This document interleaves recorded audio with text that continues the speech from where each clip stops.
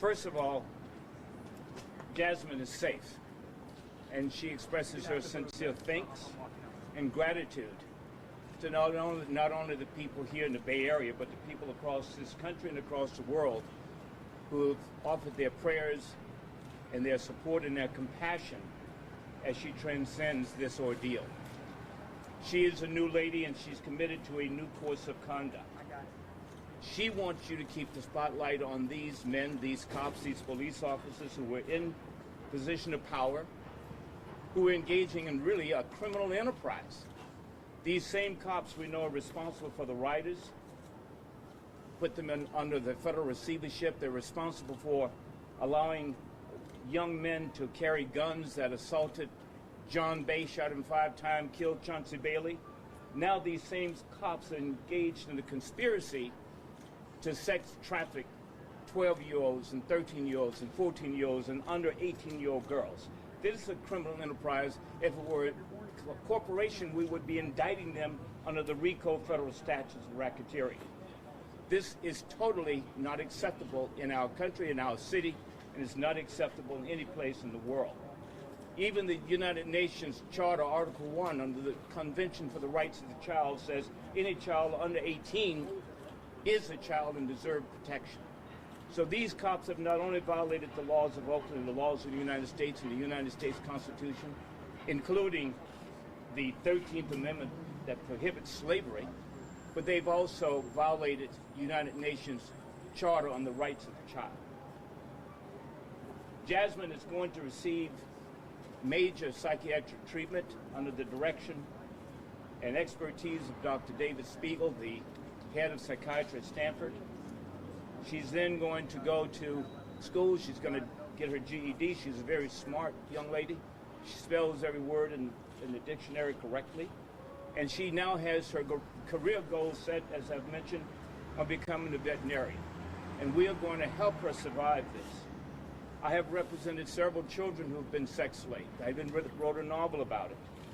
It takes a long time. In fact, it takes a lifetime for a child who's gone through this kind of trauma to survive it. And those who would want to throw stones at this 12-year-old child, I ask you to just remember that once you were 12 years, if you were not taken advantage of as a child, then you go right ahead, and we have compassion for your heart.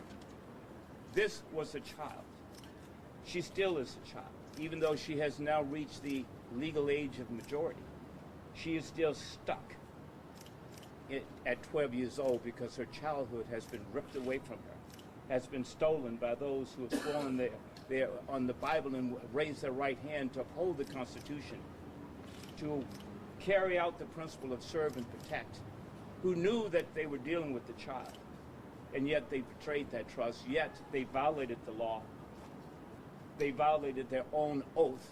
They violated their own promise. And now they must be prosecuted. They must go to jail.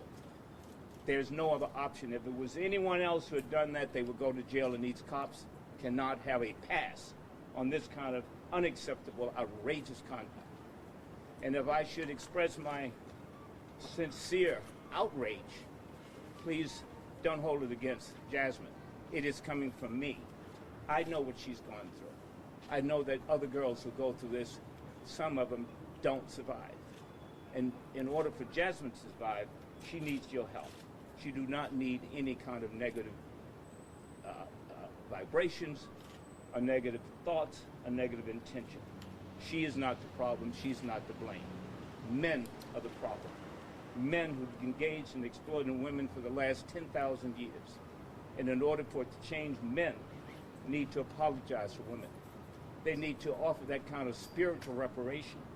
And then we need to accept women as our equal and treat them in everything we do, including our laws, as our equal. And then we need to make sure we carry out this kind of new paradigm shift in our thinking of how we deal with women, and particularly how we deal with children. Now I'd like to turn to my co-counsel, Pamela. This is a woman's issue, and she has stepped up and has taken the lead on this ordeal. Thank you. My name is Pamela Price. I'm a civil rights attorney in Oakland. I was blessed to be able to travel with Charles Bonner to Stuart, Florida. And I'll tell you, it didn't take much for me to get on that plane. As a mother, as a grandmother, as a daughter, as a sister, when I heard the painful experience that this child was going through, and I saw the reflection of her in the media that was one of child sex exploitation and very little else. There was very little discussion about the fact that she was a victim of child sex trafficking in the Bay Area.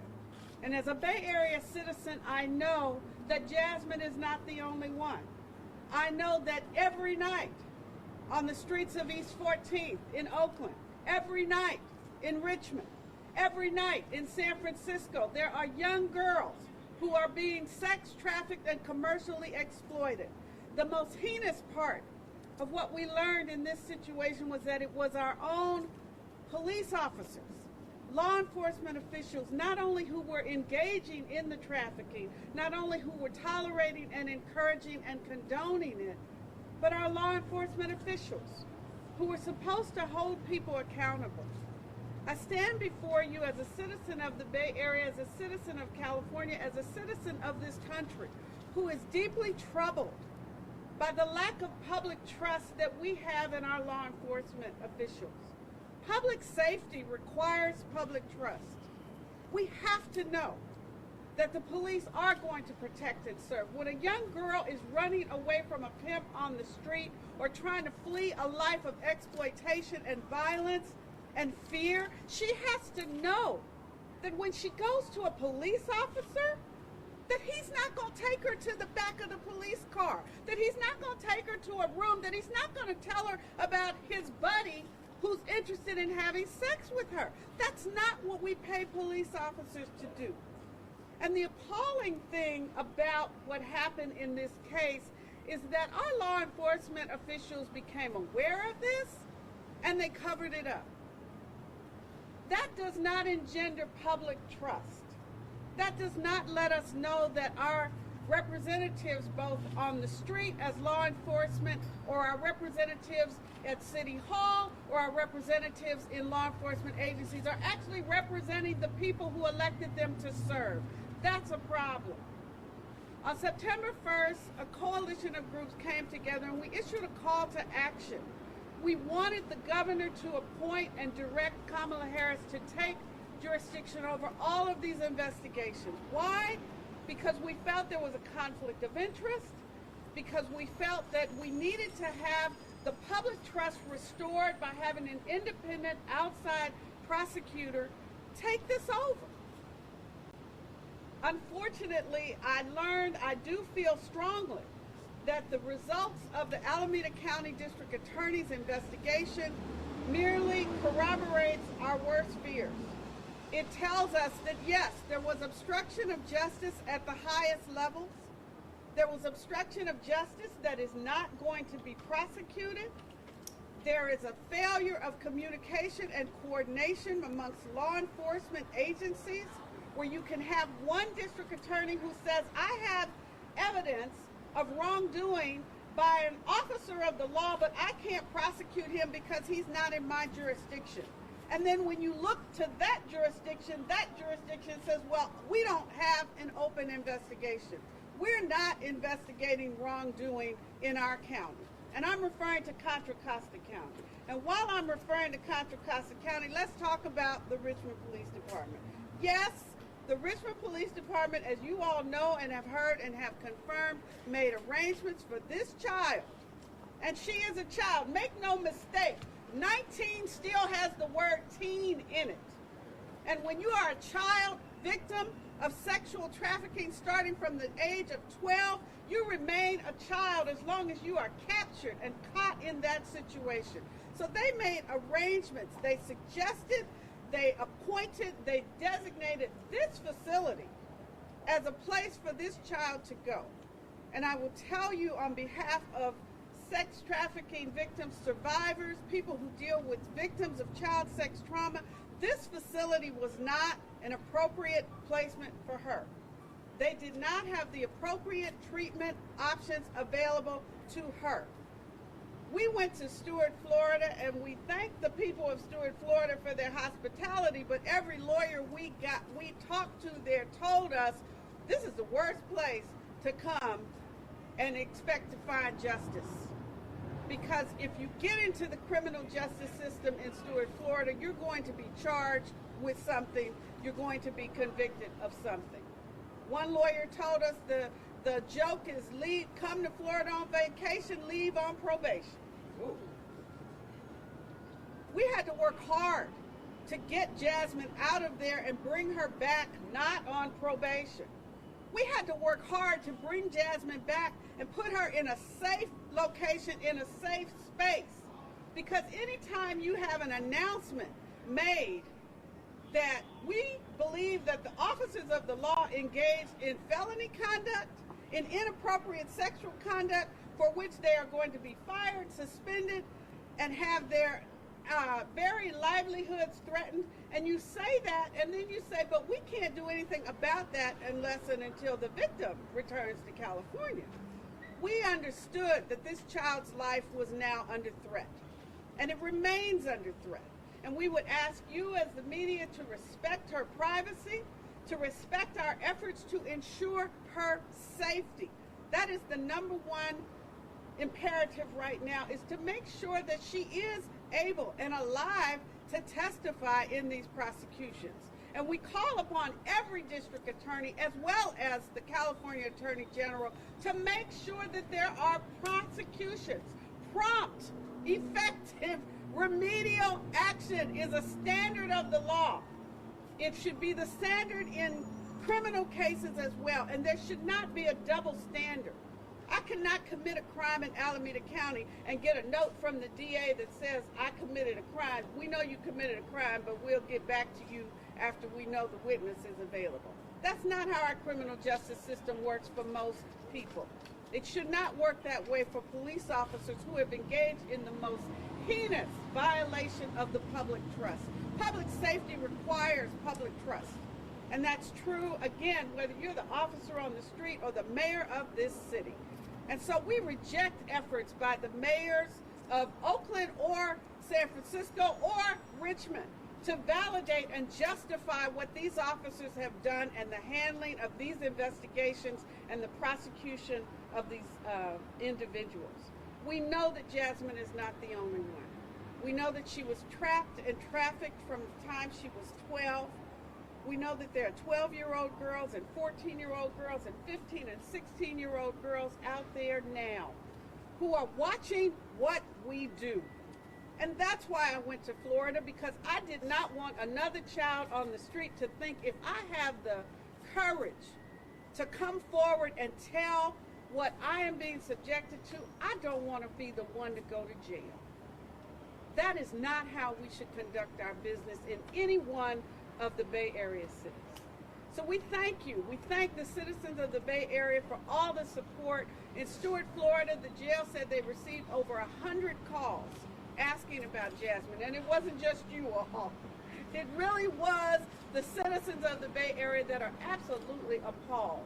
And we reject this conduct, we reject the justifications for the conduct, and we reject those who would seek to continue in the conduct by sweeping this case under the rug. Thank you for coming. Before we answer any questions, let me just give you a message from Jasmine. She wants you to know how she got to Florida. First of all, she wants you to know that she's not a drug addict, even though she has dabbled here and there in drug only for about 6 months. 2, she wants you to know she didn't voluntarily go to Florida. Rather, she was told that she needed to go to Florida because she had dabbled in drugs and this would be like a vacation, and she needed to go urgently. She'd like you to know that she had never gone by herself on this kind of long trip. She's always traveled with her family. But they put her on a plane. They flew her 3,000 miles away to Florida. There was someone waiting in the airport with her name on a little piece of paper. Those 2 people put her into a car and drove 2 hours north and never said a word. Immediately she became fearful and afraid. And when she got to this facility, she remembered what her father had told her the night before on August 25th, which was her birthday, which is that if you need anything, Jazz, you call me anytime. And so she said to these people, you know, I would like to call my dad. And they said no. She arrived there on the 26th. 27th, she said, you know, I'd like to call my dad. And they said no. And she said what became very suspicious is that this particular recovery center for addiction started passing out cigarettes, a pack of cigarettes to the people there every day. And she said, what kind of place is this that treats addiction and yet gives cigarettes to people every day? She said, this was such a contradiction, I became more afraid. So then she said, I'd like to call my dad. And they said no. And she said, I'm leaving here. And she went out. She said, I felt I had voluntarily gone in. I could voluntarily leave. She went out and she tried to hitch out to leave. And they pulled her back into the facility. And 10 people surrounded her, big men and women. And then one had a big needle. And she said, what are you going to do with this needle? And they said, we can do this. And then they grabbed her, and some big guy grabbed her in a bear hug from behind, and she bit him. Didn't break any skin, didn't draw any blood. She still doesn't know what they injected her with. And she ended up with a felony, aggravated assault, $300,000 bail, and spent 17 days in jail. And she would still be there if Pamela and I had not gone down and met with the public defender, who hadn't actually had a chance to review the whole file. Then we went and met with the state attorney, the equivalent we call the district attorney, and we kept meeting with them. When we met with Willie Gary, the famous civil lawyer, and then we ultimately hired a local lawyer.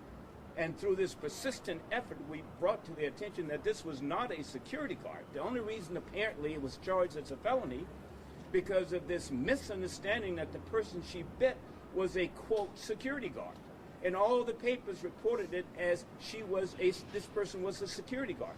This person was a $10 an hour driver who illegally false imprisoned her against her will, and they illegally injected her with something that she still doesn't know what it is. In fact, we've arranged for a medical doctor to do physical and try to figure out what it is they injected her with. And she was indeed privileged to use whatever force she used to try to get out from underneath this kind of false imprisonment and this kind of assault and battery upon her. And we convinced these people down there, the prosecutors, that that was the case. And so they dismissed this felony. They reduced it down to a level where she will have a clean record from now on. So again, in your reporting, we would ask for you to always remember Jasmine words and be guided by what is in the best interest of this child. Now we'll answer any questions. Charles, Jody Hernandez from NBC Bay Area. You said that she did not go voluntarily to Florida, was told to, but she had to urgently go.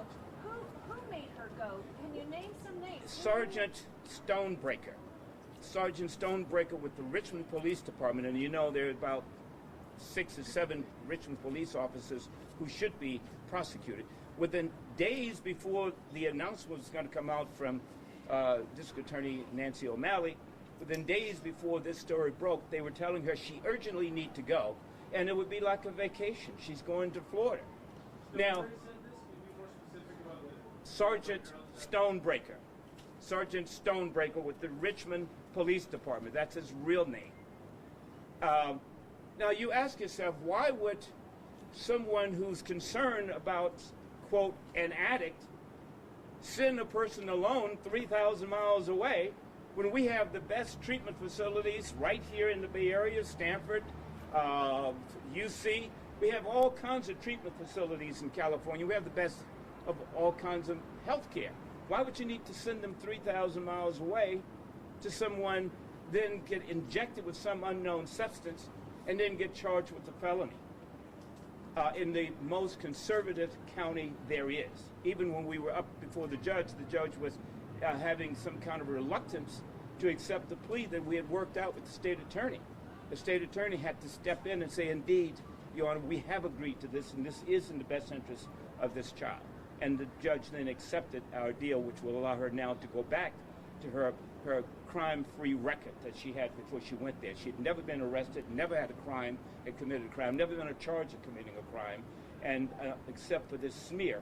But that smear on her record down in Stuart, Florida, will be wiped out. Richmond Police Chief put out a statement to City Council and the Mayor that addresses why she went to Florida, and in part says that she was a victim previously in Richmond.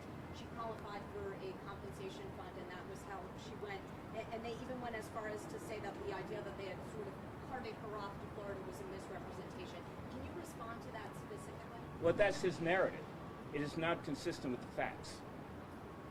Any other questions? Who suggested she go to Florida? Did Stonebreaker? Who was it that suggested she go to? And the chief has told me personally that it was the facility was the only one that could work with the finances that she was allotted. I don't know where those finances came. Who paid for it? Sergeant Stonebreaker sent her to the Richmond Family Justice Center, and they engineered very quickly, in a hurry-up fashion, this deal of sending this girl by herself 3,000 miles away to some places she'd never heard of before. They did that. Why did they do that? That's, you have to answer that question. Was this an obstruction of justice? That has to be answered. Was this tampering with the witness? That is still a question that remains open.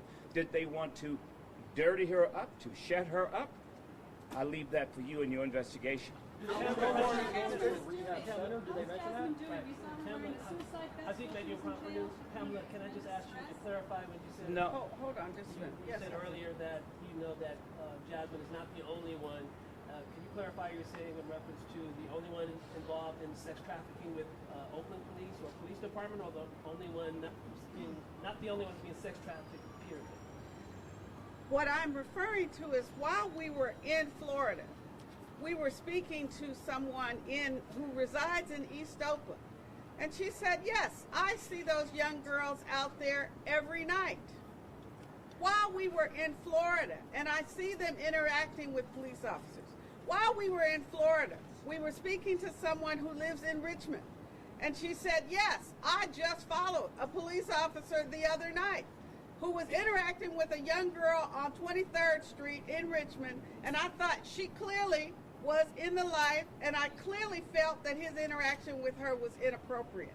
And I, as she said to me, I feel bad that I, as a citizen, have to now start watching the police as they engage with other people, with these young girls. So we know that it's happening every night. Since while we were in Florida, I got emails from other young women that said, yes, I live in Richmond, this happened to me, these are the officers who were engaging in sex trafficking, and I was part of the same group that Jasmine was part of. Pamela, when is she going to meet with the Alameda County District Attorney? She doesn't want to proceed with the case until she can sit down with Jasmine. We were in contact with the Alameda County District Attorney while we were in Florida. We were trying to arrange for a meeting today. We were told that Nancy O'Malley is on vacation, and there is no timeline for us to meet with her office, and there's no timeline for the charges to be brought. I can tell you that I received a call yesterday for the first time from a representative of the Contra Costa District Attorney's Office who has indicated that they are interested now in doing some type of investigation, and now they want to talk to Jasmine about what perhaps she knows about what's been happening in their jurisdiction. And I just want to echo what Charles has said. When Jasmine was sent 3,000 miles away, and you ask how did she get there, Jasmine has no knowledge of a facility in Stuart, Florida, or a facility anywhere. That's not, she is a child. So someone brought that to her and persuaded her this is the best thing. The funding came from the California Victim Compensation Program. And anybody that tells you that the state of California can only give money to a facility that's out of state, that they can't pay money to a California facility, I don't believe that. You ask that person what they've been smoking. Okay? Because you're not going to find that in the regulations of the California Victim Compensation Program. All right? The report that we have from Richmond is not accurate. And the chief knows that. We talked to him before we left. He knows what their role has been. And they have tried to sweep this under the rug. They did not want to prosecute. They didn't want to investigate. But it's all going to come out. Every lie has an expiration date. And it's all going to come out. The Richmond Police Department was in communication with any law enforcement agency in Florida before arranging to have we don't have evidence that the Richmond Police Department or the Alameda police sheriffs or Contra Costa sheriffs or San Francisco or Oakland or any of these officers who were subject or now going to be subject to this investigation and prosecution were in direct communication with the Martin County Sheriff's Department. But we do know that this child was held on a $300,000 bail, which is unheard of even in Martin County. We do know that she was charged with an aggravated felony battery, which is unheard of for a bite, where a person has no physical injury. He has a red mark on his arm. We do know that she spent 17 days in jail and that there was no plan for her to get out of jail. And I want to be clear about that in terms of our local people. I've heard a lot of people say, oh, we're doing everything to get her back. We're helping. We're doing this. Nobody helped us while we were in Stuart, Florida. If you want to help us, you need to go online and make a donation to the Jasmine Freedom Trust Fund, because nobody has helped us get her out of that situation, get her out of jail, get her on a plane, get her back here, put her in a safe location, arrange for her medical treatment, arrange for the kind of care that she needs as a victim of sex trafficking. That has not been done. So I don't know what the plan was, but it smells, looks, feels, and sounds like a setup to me. So for clarification, what did they tell her as far as going to Florida? There was no criminal wrongdoing. Richmond Police Department, Alameda County Sheriff's Office says department policies were violated, but no criminal wrongdoing by their law enforcement officers. Do you believe that's accurate? Will that change? I don't believe it's accurate. Whether or not it will change is up to them. I think that the citizens of the Bay Area have a right to know how you came to that conclusion, and the problem is fundamentally that you have a conflict of interest. The fox is watching the hen house and saying, I didn't take those eggs. I didn't kill that hen. Trust me. We don't have to do that. So is Jasmine telling you that she didn't know that she was going to this rehab facility in Florida? What did they tell her specifically? They told her she was going, it would be like a vacation. But they for told what? her she needed to go to rehab, that she had a drug problem, that this was the best place for her to go. It would be like a vacation. So, Pam, you're here in front of City Hall. Could you go ahead and assess the local government here, the mayor and the former chief's initial handling of this? I think that the characterization of the conduct of the Oakland Police Department and the criminal activities that have gone on is way more serious than a frat house behavior. I'm going to say that. This is not frat house behavior. This is criminal behavior. This is victimization of women. This is part of the rape culture that we as women have to speak out and be very clear about and stand against and rebuke. We've got to get this under control. When children are being raped in the streets and assaulted and victimized in this way, this is not something that we want to minimize. The concern that we had when we issued the call to action was that this behavior, this conduct was known in September of 2015. And it took almost a year before anybody was charged. Well, no one's actually been charged. It took almost a year before it seems that that the responsible law enforcement community took it seriously. David. I got a follow-up question. Yes. Times. You said earlier there was obstruction of justice at the highest levels. Who are you referring to? Anytime you have knowledge, as did our police chief, of sexual trafficking, yes, sexual trafficking of a minor is illegal. Yes. And I believe that our district attorney has an obligation and a duty to be informed of that illegal activity in a timely manner. And to have... Let me follow up on that if I may. We know that Wint knew because Jasmine was in text communication, Facebook communication with Wint's wife way before any of this happened. And we know only when we had Dead Man Talking, when Officer Brandon O'Brien killed himself and sent a note over talking about all the other men, that Wint resigned. And yet we know that that suicide note did not surface for months and months later. Again, thanks to dead men talking. So when will she come back? DA said her case hinges on your client, on Jasmine's testimony. How confident is she going to be? Is she going to testify?